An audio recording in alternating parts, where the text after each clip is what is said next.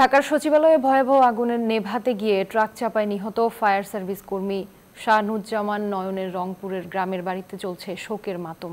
নিহত নয়নের বাড়ি মিঠাপুকুর উপজেলার ছড়ান আটপুনিয়া গ্রামে। 2 বছর আগে ফায়ার সার্ভিসে যোগ দেন নয়ন। তিনি ঢাকার তেজগাঁও ফায়ার সার্ভিস স্টেশনে কর্মরত থাকা অবস্থায় সচিবালয়ের আগুন নেভাতে সহকর্মীদের সাথে যোগ দেন সেখানে। তবে ভাগ্যের নির্মম পরিহাসে দ্রুতগামী ট্রাকের ধাক্কায় নিহত হন তিনি। তার মৃত্যুর খবরে শোকের ছায়া নেমেছে এলাকায়। তিনি পরিবারের একমাত্র কর্মক্ষম ব্যক্তি হওয়ায় দিশেহারা তার পরিবার। ঘাতক ট্রাক চালকের শাস্তির দাবি জানিয়েছেন পরিবারের সদস্যরা।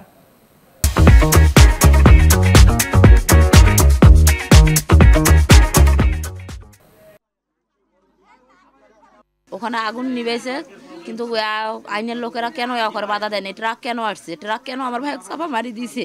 আমরা যথেষ্ট বিচার চাই এটার। যেহেতু সচিবালয় রক্ষা করতে যায় মারা গেছে, ওখানে যা মারা যায় তাহলে কি নিরাপত্তা দিল? তাদের তো নিরাপত্তার দরকার আছে, প্রয়োজন আছে।